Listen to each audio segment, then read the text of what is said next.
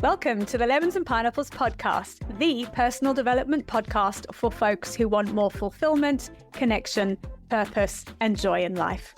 I'm your host, Emma O'Brien, a no-nonsense coach, a seasoned entrepreneur, photographer, rescue dog mum, and happy life enthusiast. Each week on the podcast, I share tools, tips, and strategies, amazing guest interviews, and uplifting conversations that will help you improve all areas of your life. Let's dive in. Hi folks, welcome to season 4, episode 10 of the Lemons and Pineapples podcast with me, Emma O'Brien. In today's episode, I'm going to be talking to you about how intergenerational trauma shapes your core beliefs and how you can start to rewrite those. If you didn't listen to last week's episode, I talked a lot about limiting beliefs, how you can identify them and how you can start to shift them. And what I'm going to share today really builds on what I talked about last week. One of the ways that we form limiting core beliefs that keep us stuck in patterns, sometimes for decades or for our whole life if we don't shift them, is the stuff we inherit from our family lineage. Now, intergenerational trauma can refer to specific trauma. I'm going to talk a little bit more about that. I think another way to look at it as well is intergenerational, like inherited patterning that shows up. And these are patterns and behaviors and things that shape who we are that perhaps aren't particularly helpful anymore, but we can't always just kind of figure out, why do we do this? It doesn't help me, but yet I keep finding myself in a pattern that keeps repeating. I keep finding myself in a relationship pattern that keeps repeating. And perhaps my mum and my grandma found themselves in a similar relationship pattern. This is intergenerational stuff, is when we find events that show up throughout generations that are the same, things that happen to women of 3 or 4 generations, but it's an event that happens when they're all the same age. I mean, there's no rhyme or reason to that. I can't explain that. I don't think anybody can explain that, but maybe you can relate to things like that happening in your own families. I reread Peter Levine's book, Waking the Tiger, which talks about trauma, and it talks about intergenerational trauma.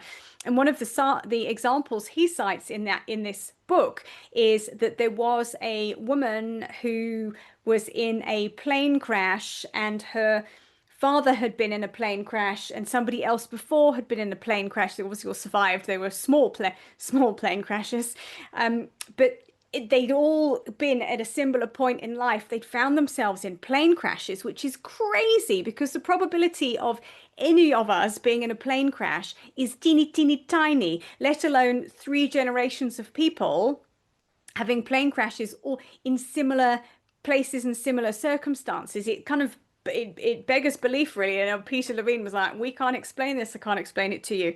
But this is an example of intergenerational patterning and intergenerational traumatic things showing up. So maybe you can already think of an example whilst I'm talking here. I know I can think of multiple things that I won't share publicly, but there are various things that have shown up in my family lineage that you go, there is way more to this than just sheer coincidence.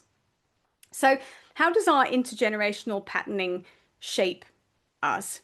So as well as things that are inherited, and I'm going to share an example with you now of inherited trauma and how it literally passes through your genetic lineage, we can have that form of intergenerational stuff, and we can also have the intergenerational things where we have had behaviors and stereotypical things, gender roles modeled to us. Grandma did it this is how grandma's life was. So mum grew up watching how grandma was treated by men. For instance, mum goes, this is how women are treated by men. I'm going to embody that and model it. And then daughter then looks at it and goes, well, this is how mum was treated by men. The modeling has shown me that women are not very valuable, and if you're not attractive enough, you're not appealing to men, and men don't find women like us attractive. And that modeling plays down through the whole kind of generations. And until you as a person who finds yourself in that, change it, it doesn't change. It just continues down the patterning. When you have children, children have children. So we all, as we are listening, as we are now, are able to start making changes to the modeling we have had so we can model differently for our children. But we have to bring it into conscious awareness first. So the way to kind of identify whether you think you've got some intergenerational stuff running is, what patterns do I run that my parents ran? And perhaps if you know about grandparents, or you can ask your parents, did they also have the same thing happening? Then we can know we've got some familial patterning happening here, and there's some work to be done to change that. So in case you're listening and thinking, well, this sounds a little bit far-fetched, Emma, let me tell you about one of the most well-researched examples of intergenerational trauma. So there was a study done of Holocaust survivors and their children. And psychologists noticed that even though the second generation hadn't directly experienced the atrocities of the Holocaust, they showed symptoms of anxiety, hypervigilance, and survivor's guilt.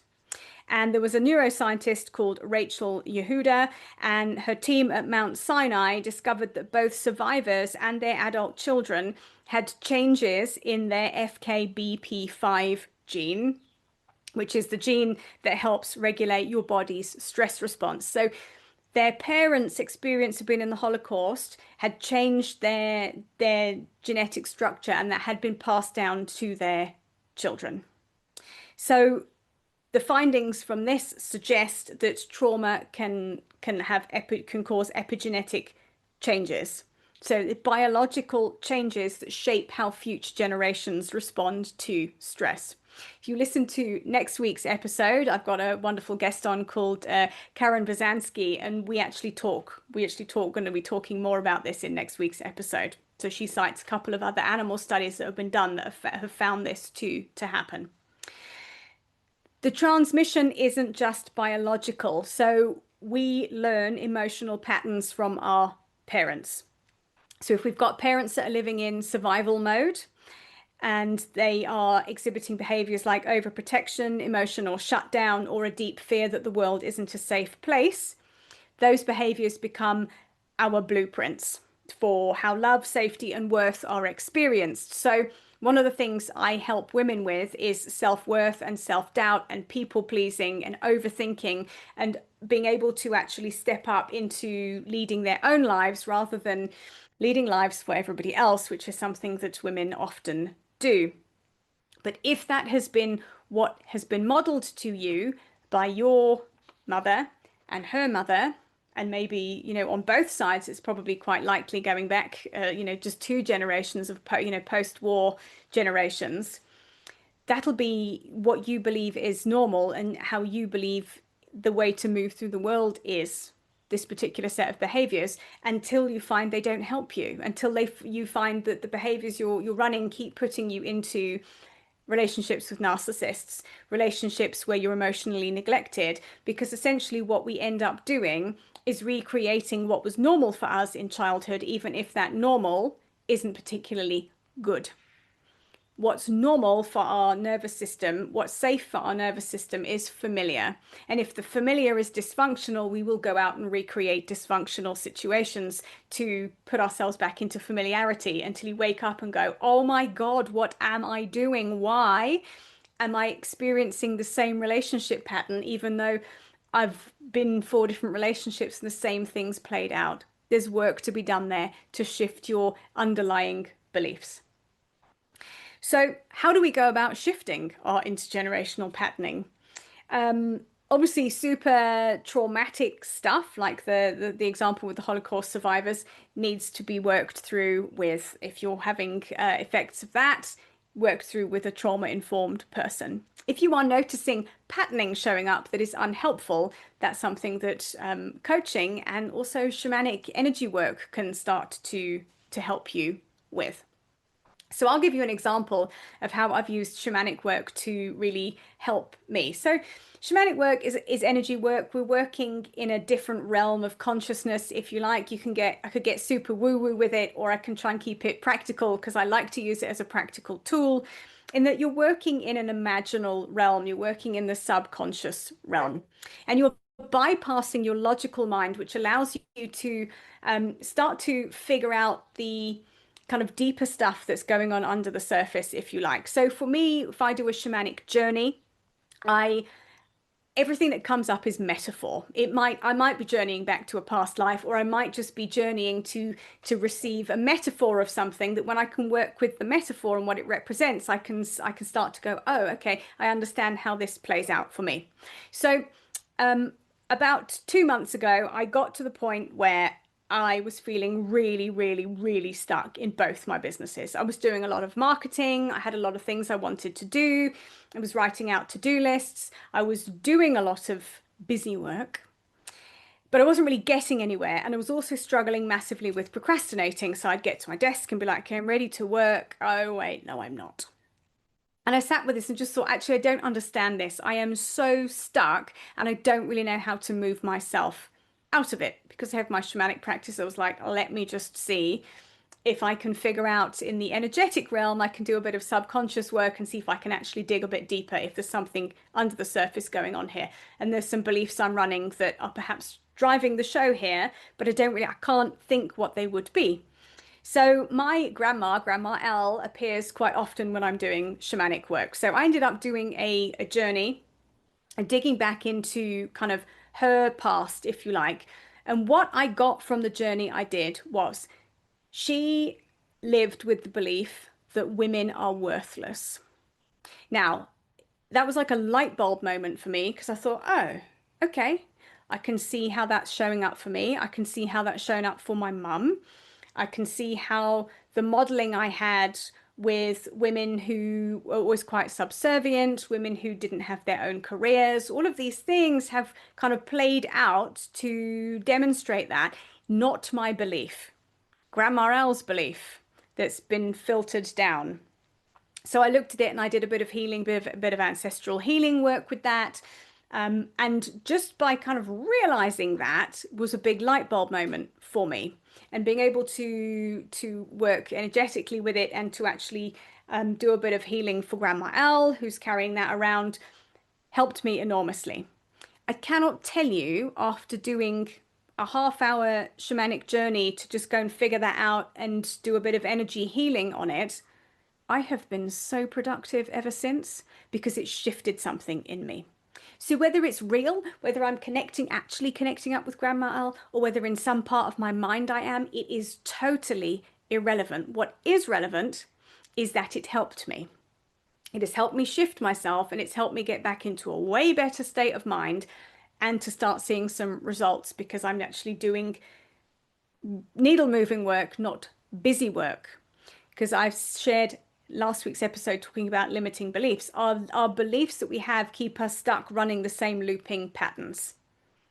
And we will sabotage ourselves if we try and move out of them without doing the work underneath to get those beliefs to move and shift.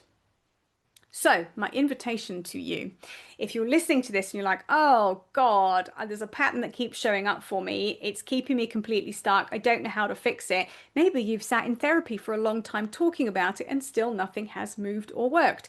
I will invite you to book a breakthrough session with me. This is a 75-minute coaching session, but I will help you identify and clear one of your core limiting beliefs. So we can be super practical with this, and we can do some thought work around it. We can be super into the imaginal realms with it, and we can do some shamanic energy work with it if that's also something you're open to get these beliefs to shift and move so you can see some positive change in your life. It doesn't have to take years to create positive change. It doesn't have to be a big fight. You don't have to sit and dredge up all of your old stuff and keep talking about things that happened when you were a child. I think this is one thing I have recorded an episode about why therapy is keeping you stuck, because sometimes talk therapy, if it doesn't have a clear goal and direction, which from my experience it often doesn't, just keeps the experience of what you don't want very much alive for you. If you want to change the pattern, you have to change the narrative and change your behavior. When you do that, things will move in the direction that you want them to, but you have to do a little bit of inner work to get yourself there. And I am here for that. So you can book a breakthrough session directly in the show notes. If you want to talk to me first, you can send me a DM on Instagram. It's at Emma O'Brien Coach. You can also just book a free connection call with me online, and we can chat about what's happening for you. The link to do that is also in the show notes. Thank you for joining me today, folks. I've loved sharing this with you. As always, if you've got something to say, you've had an aha moment, you can pop me a message and let me know. I love to hear from folks who listen to the podcast. So thank you again for joining me, and I will see you next week. Bye for now. Thank you for listening to today's episode. If you've enjoyed it, please leave me a 5-star rating and a review, and make sure you share this episode with a friend who you know will also enjoy it. I'd love to connect with you on Instagram. Please drop me a DM and say hi at Emma O'Brien Coach. And for more information about coaching with me, please head to my website, which is emmaobrien.coach.com.